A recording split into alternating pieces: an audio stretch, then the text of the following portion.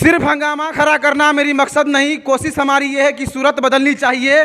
और आज ठीक उसी तरह से मधुबनी जिला का लगभग उद्योग के क्षेत्र में हो या फिर रोजगार के क्षेत्र में हो, सूरत बदलती हुई नजर आ रही है। आज हम ऐसे व्यक्ति से मिलाएंगे जो कोरोना संकट काल में पीड़ित परिवार को लगभग रोजगार ही नहीं बल्कि एक जीने का सहारा दिया।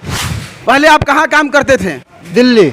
अभी बिहार में और अपने ही जिला में काम कर रहे, कैसा महसूस होता है? बहुत अच्छा महसूस हो रहा है, ऐसे लग रहा है जैसे हम अपने परिवार में बैठ के काम कर रहे हैं। लोगों की जिंदगी तो लगभग 5 से 6 वर्ष दिल्ली मुंबई आने जाने में ही कट जाती है। आप कहाँ काम करते थे? दिल्ली में। अभी यहाँ पे काम करते हैं। लेकिन आज ऐसे दरिया दिल का बात करेंगे हम जो यहाँ पर गरीब परिवार को रोजगार दे रहे हैं। नेताओं का छोड़िए, आप अपने बारे में बताइए, क्या ये फैक्ट्री सिर्फ मधुबनी में ही रहेगा या फिर बिहार के अन्य जिला में भी आप लगाने के लिए जा रहे हैं? बहुत अच्छा लग रहा है और दिल्ली के जैसा ही कमाई हो रहा है और वहाँ से बहुत बढ़िया लग रहा है। वहाँ बिहारियों को किस नज़र से देखा जाता था पहले दिल्ली मुंबई में? नज़र से देखा जाता था, मारता भी था, गाली भी देता था। यहाँ पे कोई किसी तरह का कोई बात नहीं। यहाँ पर बिहार के लोग बाहर जाते हैं रोजी रोजगार तलाशने के लिए, उनको बिहारी कह के गाली लफ्ज बना के गाली दिया जाता है। कहाँ काम कर रहे हैं? अभी बिहार में कर रहे हैं, मधुबनी जिला में। आपका इससे भी बड़े फेंकू क्या कहते हैं माननीय प्रधानमंत्री जी, मैं रेलवे नहीं बिकने दूंगा, रेलवे मेरी जान है, बेच दी।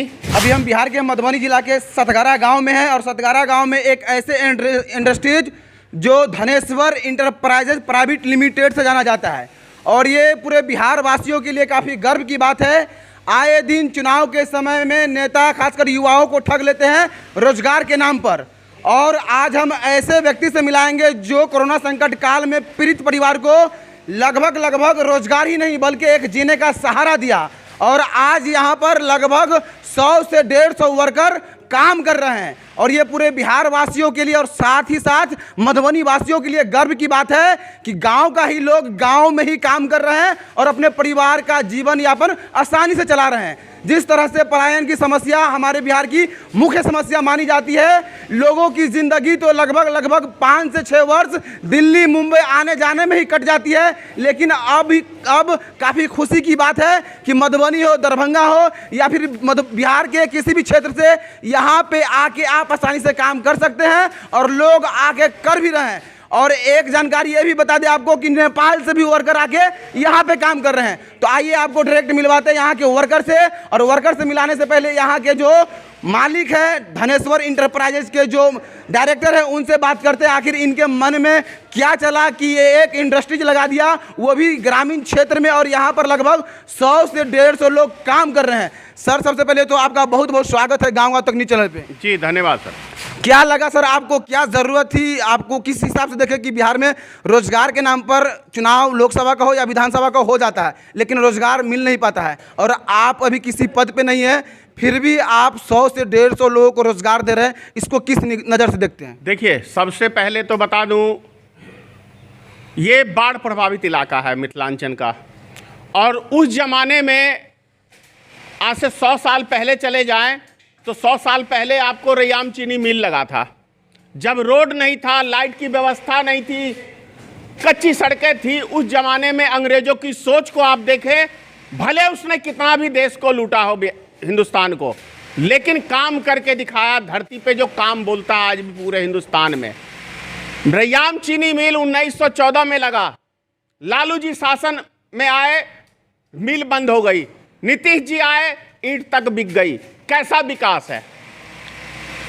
बिहार के लोग बाहर जाते हैं रोजी रोजगार तलाशने के लिए, उनको बिहारी कह के गाली लफ्ज बना के गाली दिया जाता है।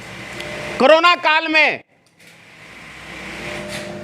अचानक से मोदी जी रात को आए 9 बजे, बोल दिया आज रात से 12 बजे से लॉकडाउन लग जाएगा, सबका खाना पीना बंद, और क्या कहते हैं, कोई पैदल चल के मर रहा है।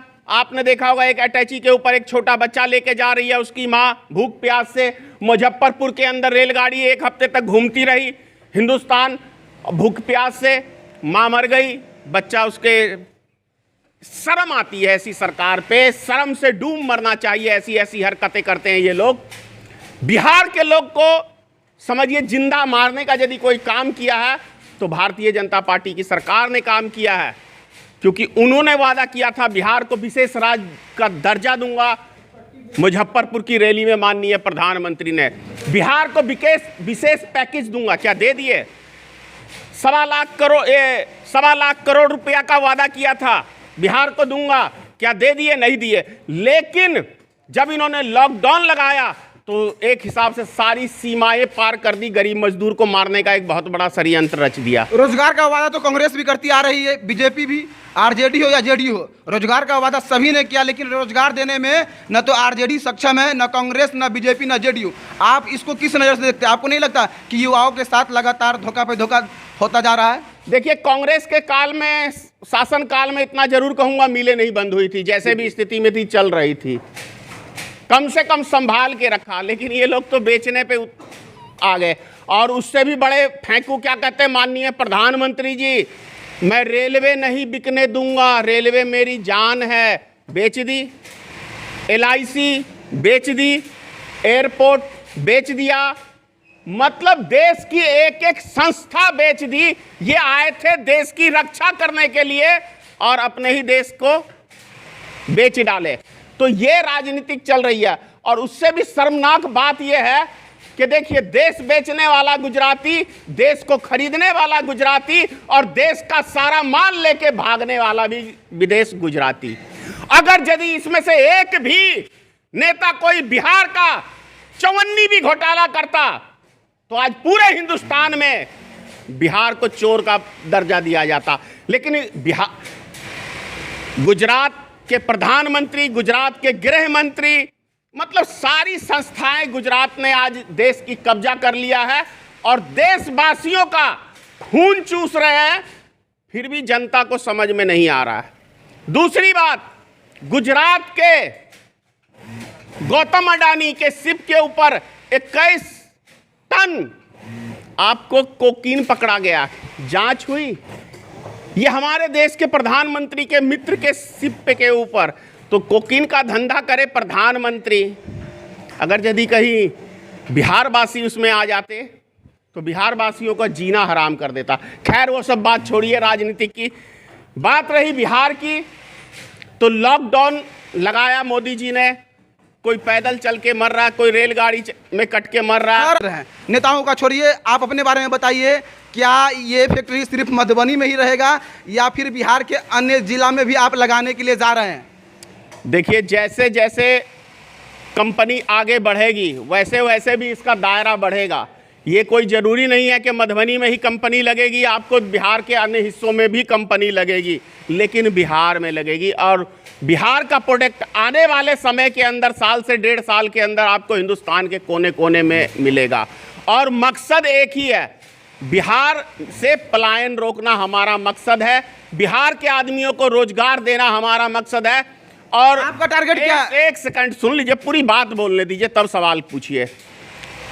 आपने देखा होगा, महाराष्ट्र में जाते हैं लोग, मारते हैं, पीटते हैं, बिहारी कह के अपमान करते हैं।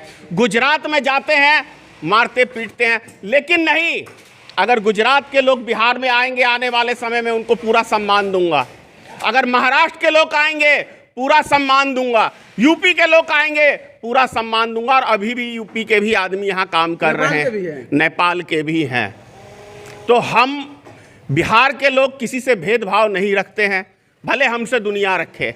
हमारा मकसद है बिहार बढ़ेगा आगे तो देश बढ़ेगा आगे, यही हमारा मकसद है। किस तरह की प्रोडक्ट बनती है यहाँ पर, और ब्रांड कंपेयर दूसरे ब्रांड से किया जाए तो किस तरह का ब्रांड रहेगा आपके पास? क्वालिटी में किसी भी कंपनी से पीछे नहीं है, क्वालिटी में नंबर 1 क्वालिटी है। किसी ब्रांड को आप ले आइए, दोनों को मैचिंग करिए, आप जरूर कहेंगे कि बेहतर है। प्राइस गरीबों को ध्यान में रख के लगा है या फिर जो अन्य कंपनी प्राइस देती है? ब्रांड से सस्ता है, किसी भी ब्रांड से सस्ता है। और बिहार वासियों के लिए तो पूरी उसकी जेब का ख्याल रखा गया है, क्योंकि बिहार गरीब राज्य है तो थोड़ा विशेष ध्यान देना पड़ेगा, और इस महंगाई के दौर में तो खास तौर से। तो ये हमारे साथ है इंटरप्राइज के मालिक। अब यहाँ के मेरा मकसद है पैसा कमाना। धनेश्वर टेक्सटाइल प्राइवेट लिमिटेड का उद्देश्य नहीं है पैसा कमाना, मेरा उद्देश्य है, हमारी कंपनी का उद्देश्य है सिर्फ लोगों को रोजगार देना और लोगों की जेब देखना कि कितना बचत हम उनको दे सकें। आपके कंपनी से कहाँ, कौन कौन से जिला में माल सप्लाई होती है अभी? अभी लगभग आधे बिहार में जा रहा है माल। यहाँ से वैसे वैसे वर्कर से बात करते हैं जो विदेश नेपाल से आए हुए हैं, अन्य राज्य जो उत्तर प्रदेश से आए हुए हैं, और बहुत सारे ऐसे वर्कर हैं जो बिहार के अलग अलग जिला से हैं। यहाँ पर एक चाचा है जो काफ़ी उम्रदराज लग रहे हैं, इनसे बात करें। क्या नाम हुआ चाचा आपका? गुलाब शाह। पहले आप कहाँ काम करते थे? दिल्ली। अभी बिहार में और अपने ही जिला में काम कर रहे हैं, कैसा महसूस होता है? बहुत अच्छा महसूस हो रहा है, ऐसे लग रहा है जैसे हम अपने परिवार में बैठ के काम कर रहे हैं। दिल्ली मुंबई में खासकर बिहार के लोगों को अलग नज़र से देखा जाता है, वहाँ पर तरह तरह की गलत शब्दों का इस्तेमाल किया जाता है, और अब आप अपने ही परिवार के साथ काम कर रहे हैं। क्या लग रहा है कि बिहारियों का अब जो मुश्किल है वो धीरे धीरे खत्म होती जा रही है? बिहारी का सम्मान मतलब सर से गर्व जो है सर से ऊंचा हो गया, और कोई टेंशन नहीं है यहाँ काम करके। लगता है हम अपने घर में कमाई भी तो दिल्ली की तरह होता होगा? कमाई भी वही होता है जो दिल्ली में होता था। यहाँ पे एक भाई साहब है, क्या नाम हुआ आपका? शैलेंद्र कुमार यादव। पहले आप कहाँ काम करते थे? दिल्ली में। अभी यहाँ पे काम करते हैं, जी। कैसा महसूस होता है? मम्मी पापा के साथ रह के काम कर रहे हैं? बहुत अपने जिले में काम करे, बहुत अच्छा लग रहा है। किस तरह का यहाँ पर फीस दर दिया जाता है और किस तरह की कमाई हो जाती है दिल्ली की अपेक्षा यहाँ? दिल्ली बराबर हो जाता है। दिल्ली बराबर यहाँ पे हो जाता है? दिल्ली में तो तरह तरह की समस्याओं का आप लोग सामना करते होंगे पहले। जी, पानी नहीं है तो पैसा ख़त्म हो गया, ये सब होता है। पहले कहाँ काम करते थे? दिल्ली में। अभी यहाँ पे काम कर रहे हैं, किस तरह की बचत होती है और मम्मी पापा परिवार के साथ काम कर रहे हैं? हो जाता है 20-25 हज़ार। मम्मी पापा के साथ खुश है। बिहारियों को किस नज़र से देखा जाता था पहले दिल्ली मुंबई में? नज़र से देखा जाता था, मारता भी था, गाली भी देता था। यहाँ पे कोई किसी तरह का कोई बात नहीं, यहाँ पर किसी तरह की कोई समस्या नहीं है? कोई समस्या नहीं। सही है। पहले कहाँ काम करते थे? दिल्ली में। अभी कहाँ काम कर रहे हैं? अभी बिहार में कर रहे हैं, मधुबनी जिला में। आपका घर कौन सा जिला में है? मधुबनी जिला में है। अपने ही जिला में काम कर रहे हैं, कैसा महसूस होता है? बहुत अच्छा लगता है, अपने ही जिला में काम करते हैं। आपको लग रहा है कि अब पलायन की समस्या खत्म होती जाएगी? हाँ, धीरे धीरे ऐसे ही, अगर 2-4-10 फैक्ट्री ऐसे ही आ जाए, ऐसे ही रहे तो प्लान खत्म हो जाएगा। दिल्ली की अपेक्षा बिहार में कितना कमाई हो जाता है? बिहार में दिल्ली के जैसे दिल्ली में होता था वैसे बिहार में भी इस फैक्ट्री में हो रहा है। क्या नाम हुआ अभी आपका? अशोक यादव। पहले कहाँ काम करते थे? दिल्ली में काम करते थे। अभी कहाँ काम कर रहे हैं? बिहार में। कैसा महसूस होता है? मम्मी पापा बाल बच्चे के साथ काम कर रहे हैं और कितनी बचत हो जाती है? बहुत अच्छा लग रहा है, और दिल्ली के जैसा ही कमाई हो रहा है, और वहाँ से बहुत बढ़िया लग रहा है। वहाँ पे और चीज़ का भी मतलब करना खर्चा था। दिल्ली में किन किन समस्याओं का सामना करते थे आप लोग? जैसे बहुत परेशानी होता था, काम का भी तकलीफ, रूम में रहने होने का। और सुनने में आया है कि बिहार के जो भी वर्कर जाते हैं वहाँ उनको तो मशीन पे ही सोना पड़ता था पहले। जी, वहाँ मशीन पे पे सोए या मशीन के नीचे सोए? फैक्ट्री में नहीं तो अपना रूम ले करके रहे अलग से। दिल्ली की अपेक्षा यहाँ पे बचत हो जाती है? हाँ जी, बहुत बढ़िया बचत होता है। क्या नाम है भैया आपका? गणेश कुमार महतो। कहाँ से हैं आप और पहले कहाँ काम करते थे? पहले दिल्ली में काम करते थे, अभी कहाँ काम करते हैं? अभी धनेश्वर टेक्सटाइल में काम करते हैं। किस तरह का महसूस होता है? आप अपने ही बिहार राज्य में रोजगार पा रहे हैं और दिल्ली में किस तरह की समस्याओं का सामना करना पड़ता था पहले? दिल्ली में तो काफ़ी समस्या का समाधान करना पड़ता था, क्योंकि टिकट नहीं मिलता था कभी। एक महीना 2 महीना पहले टिकट बुकिंग कीजिए, उसके बाद जाइए। अब तो यहाँ कोई नहीं है, 2 घंटे में अपना टेक्सटाइल में आ गए, कंपनी में 2 घंटे में अपना घर। बिहारियों को किस नज़र से देखा जाता है बिहार के अलग राज्य में? बेकार नज़र से देखता है। तो सबसे पहले तो सबको बोलता है बिहारी है, ये बिहारी शब्द ही बदनाम कर दिया है। परिवार का भरण पोषण हो जाता है यहाँ पर काम करने से? हाँ, हो जाता है। बट मैं बाहर का तो सपना ही छोड़ चुका था जाने का, क्योंकि मुझे बीमारी हो चुका है कोलेस्ट्रॉल का, तो मैं कहीं जाने लायक नहीं था। घर पे सोच रहा था लेबर का काम करूं, लेकिन फिर जब से फैक्ट्री खुल गया तब से हमारे लिए समझिए कि एक भगवान का दिया हुआ तोहफा मिल गया यहाँ पे काम करने से। हो गया। और ये है धनेश्वर टेक्सटाइल का मशीन। सर, ये मशीन के बारे में आप जानकारी देंगे, क्या चीज़ का मशीन है ये कढ़ाई मशीन है सर। इससे क्या होता है? एम्ब्रॉयडरी होता है इसमें धनेश्वर टेक्सटाइल का लोगो बनता है, पूरा डिजाइन होता है इसमें। और